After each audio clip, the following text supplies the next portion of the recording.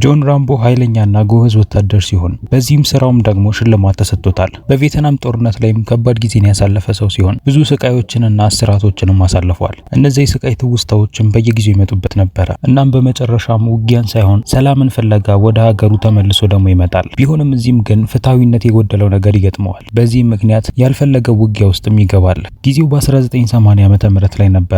ከውትድርና አገልግሎትም የሚመለሰው ሰው ወደ አንድ ገጠራማ ወደሆነችው ቦታ መጥቷል። የሆነ ፎቶንም ይዞም እዚህ አካባቢ ወደሚኖሩት ሰዎች ቤት ያመራል። በተጻፈለትም አድራሻም ነበር የመጣው። ሁለት ሴቶችም ለጥያቄው መልስ ይሰጣል። እናትና ልጅም ነበሩ።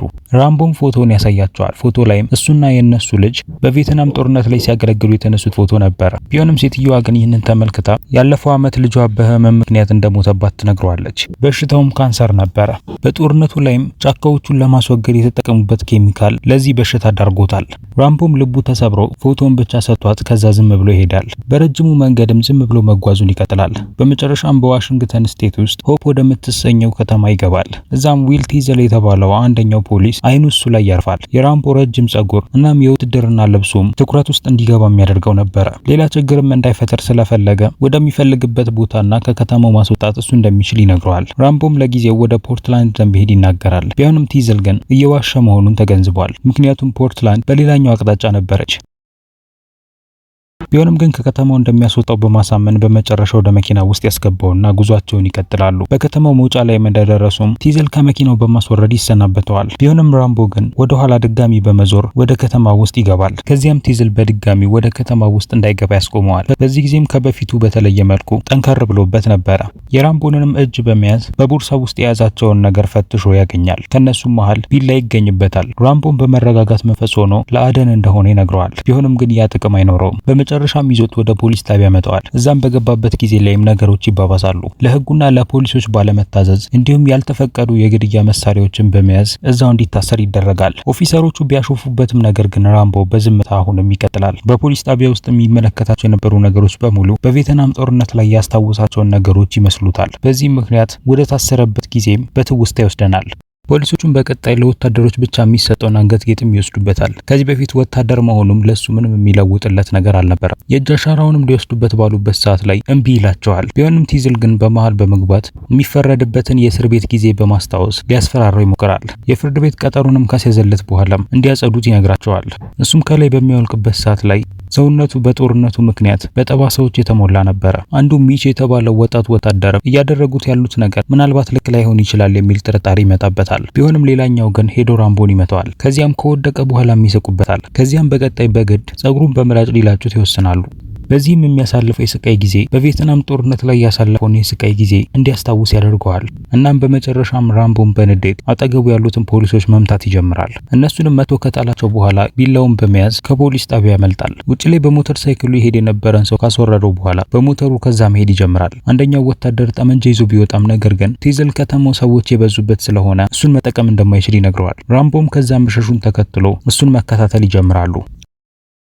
ራምቦም እየነዳ ብዙ ርቀት ከሄደ በኋላ በመጨረሻ ወደ ዳገታማ ቦታ ይደርሳል። በዚህም ጊዜ ላይ ሞተሩ እሱ እንደሚፈልገው ሊሄድለት አልቻለም። ስለዚህም እሱን እዛው በመተው በእግሩ መጓዝ ነበረበት። የቲዘል መኪናም እንደዛው ከዳገቱ ላይ ይወድቃል። ምንም እንኳን ቢገለበጥም ነገር ግን እሱ አልተጎዳም ነበር። ስለዚህም ራምቦን መከታተሉን አላቆመም። ራምቦ በጫካው አልፎ ያረጀ የኮንስትራክሽን ቦታን ያገኛል። ገመድና የሆነ ሸራን ነገር ባገኘ ሰዓት ላይም በሱ ለራሱ ልብስን ያበጃል። ይህም ከብርዳማው ወቅትም የሚጠብቀው ይሆናል። በሌላ በኩል ቲዘል ሌሎች ፖሊሶችን በመጥራት ራምቦን እንዲፈልጉት ያደርጋል።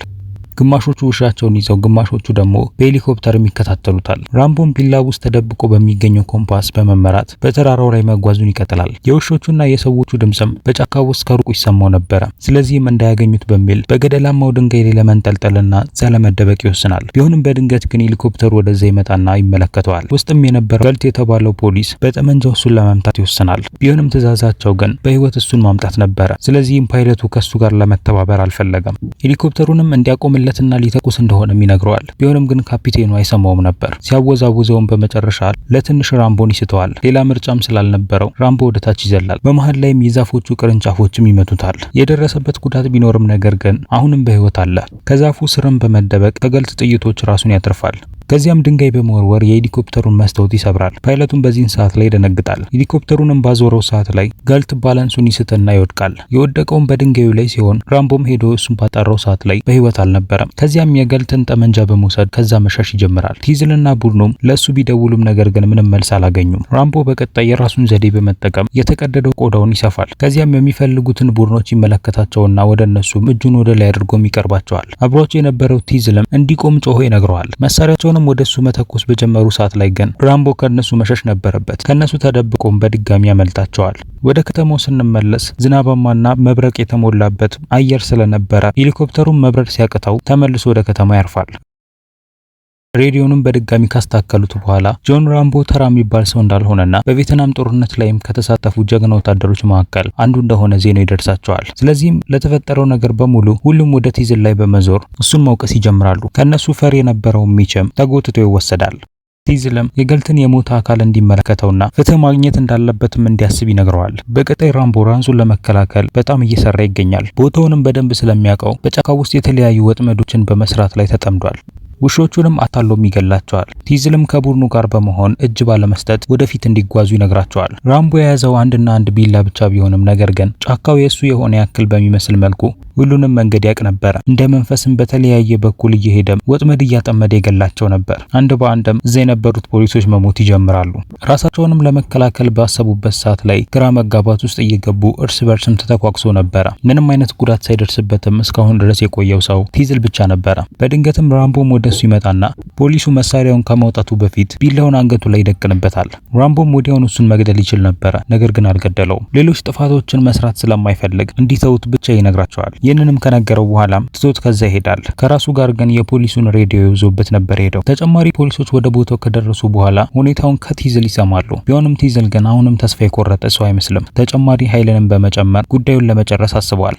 ከዚያም ኮሎኔል ትራንስማንም ይመጣል። በቬትናሙ ጦርነት ላይም ራምቦን ያዞ የነበረው ዋና አዛዥ እሱ ነበረ። ለቲዘርም ራምቦ በጣም ጎበዝ ወታደር መሆኑንና የትኛውንም ነገር ማለፍ የሚችል ሰው መሆኑን ይነግረዋል። ይህንንም የሚያደርገው ደግሞ ያለ ምግብ ያለ መጠጥ ነበረ። ትራንስማንም ራምቦ እስካሁን ድረስ በህይወት መኖሩ አስገርሞታል። ቢሆንም ቲዝል ግን አሁን እያደረገ ያለውን ነገር እንዲያቆም ነበር የነገረው። በሰላምም የመከላከያ ሰራዊቱ እሱን እንዲጠራው እንዲያደርግ ነበር የነገረው። ቢሆንም የቲዝል ትዕቢተኛነት ግን ይህንን እንዲያደርግ የሚፈቅድለት አልነበረም። ባሉትም 200 ሰዎች ራምቦን ከዚህ በኋላ እንደሚይዝ ያምናል። ትራንስማንም ከዛ በሚሄድበት ሰዓት ላይ የሞቱ ሬሳዎችን የሚያስቀምጡበትን ሳጥኖችንም ይዘው በዛው እንዲሄዱ ይነግራቸዋል። ቲዝል ግን ይልቁኑ ኮሎኔሉ ራሱ ከሱ ጋር አንድ ላይ ሆኖ እንዲሰሩ ይጠይቀዋል። ይህ በእንዲህ እንዳለ ራምቦ በጫካው ውስጥ ራሱን ለማዳን እየተጋ ይገኛል። ለምግቡ የሚሆነንም እንስሳም ካደነ በኋላም በዋሻው ውስጥ ገብቶም እሱን ማብሰል ይጀምራል። ከፖሊሶቹ በሰረቀውም ሬዲዮም የሚያወሩትን የሚሰማ ነበር። ኦፊሰሮቹም ሬዲዮን እሱ ጋር እንዳለም በማወቅ እጁን እንዲሰጥ ይጠይቁታል። ከዚያም ነገሮችንም ያረጋጋል በሚል ከዚህ በፊት የሱ መሪ የነበረውን ትራንስማን እንዲያወራው ያደርጉታል። ትራንስማንም ከዚህ በፊት ለንግግር የሚጠቀሙትን የኮድ ቃላቶችን በመጠቀም እሱን ለማናገር ይሞክራል። እናም በዚህ ጊዜ ይሰራለታል። ራምቦም እስካሁን ድረስ ካሉት ውስጥ የቀረው እሱ መሆኑን ይነግረዋል። ኮሎኔሉም ይቅርታ ከጠየቀው በኋላም ወደዚህ እንዲመጣም ይጠይቀዋል። ቢሆንም ራምቦ ግን ፈቃደኛ አልሆነም ነበር። ነገሩንም የጀመሩት እነሱ መሆናቸውንና እሱ እንዳልሆነም ይናገራል። ያለበት ቦታም በዚህ መልኩ ይታወቅና በጠዋቱም ወደዛ ቦታ ያመራሉ። ቢሆንም በዚህም ጊዜ ግን ራምቦ ያመልጣቸዋል። በእድሜ ታናሽ የሆነንም አንድ አዳኝን አግኝቶም ሊገለው ተዳርሶ ነበር። ቢሆንም ያን ያክል ችግር እንደማይፈጠር በማሰብ ምንም ሳያደርገው ትቶት ይሄዳል። ቢሆንም ከሱ ጋር የነበሩት ግን እድለኛ አልነበሩ። ወደ ላይ በተኮሱበት ሰዓት ላይ ፖሊሶችም ትኩረታቸው ወደ እነሱ ይሆናል። ራምቦም አንድ ዋሻ ነገርን አግኝቶ ወደዛ ውስጥ ይገባል። ውስጥም ገብቶ በተሸሸገ ሰዓት ላይ ፖሊሶቹ ውጪ ላይ ሆነው ቦታውን ይከቡታል። አሁን ላይ ጠመንጃ እንዳለው ማያውቁም ነበር። እጁን እንዲሰጥም 3 ሰከንድ ያክል እንደሚሰጡትን በመናገር ያንን ይቆጥራሉ። ቢሆንም እሱ ግን ምንም መልስ አልሰጣቸውም። ስለዚህም በቀጣይ ሮኬቱን ይለቁበታል። ይህም አጋጣሚ ከባድ ፍንዳታን ይፈጥራል። ውስጥም እንደቀበሩት በማሰብም በዛ ይደሰታሉ። ቲዝልም ወደ ቦታው በደረሰ ሰዓት ላይ ግን ይናደዳል። ምክንያቱም እሱ ይህንን አድርጉ ሳይላቸው ነበር ያደረጉት። በድጋሚም ትራንስመን ይህንን መንፈስ የሆነን ሰው መከተሉን እንዲያቆም ይነግረዋል። ቢሆንም ቲዝል ግን ነገሮችን በራሱ መንገድ መጨረስ ያስብ ስለነበረ ምንም አይነት ምክርን አይቀበልም። በጨለማ ዋሻው ውስጥ ራምቦ ከዛ ለመውጣት ይታገላል። በወርቅ ማውጫ ካምፕ ውስጥ የሚገኝ የነበረውን ጋዝ ካነሳ በኋላ እሱን በማንደድም ዋሻው ውስጥ መጓዙን ይቀጥላል። ቢሆንም ግን ድንገት ወደ በረዷማው ውሃ ውስጥ ገብቶ ነበረ። አይጦችም በዛ ዋሻ ውስጥ ያንገላቱታል። በመጨረሻም ግን የእሳቱ ጭስ ወዴት እንደሚሄድ በመመልከት መውጫው በዛ በኩል እንደሆነ አውቆም መከተል ይጀምራል።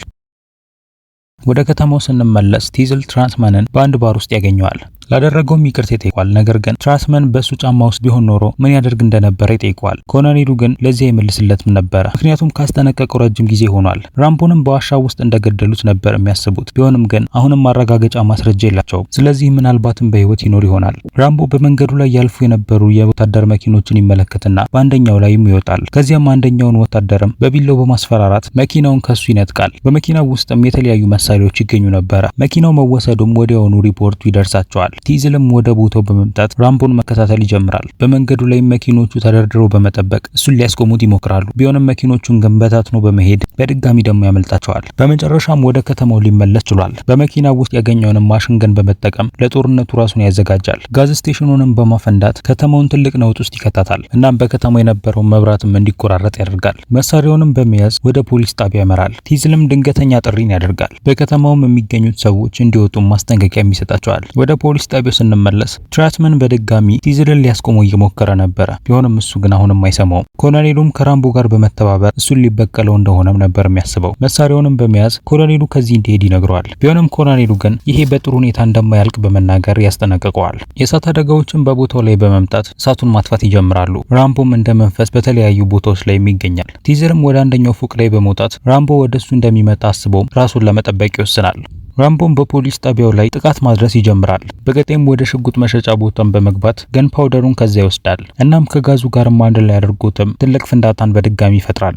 ቲዝልም ፈርቷል፣ ምክንያቱም ቀጣይ ራምቦ ቤት በኩል እንደሚመጣበት አላወቀም። ከዚያም ራምቦ ባደረሰው ጥቃት ምክንያት ፖሊስ ጣቢያው ላይ ከባድ ውድመት ይደርስበታል። ራምቦም ወደ ውስጥ በገባበት ሰዓት ላይ ቲዝል ግን ከላይ ሆኖ እየጠበቀው ነበረ።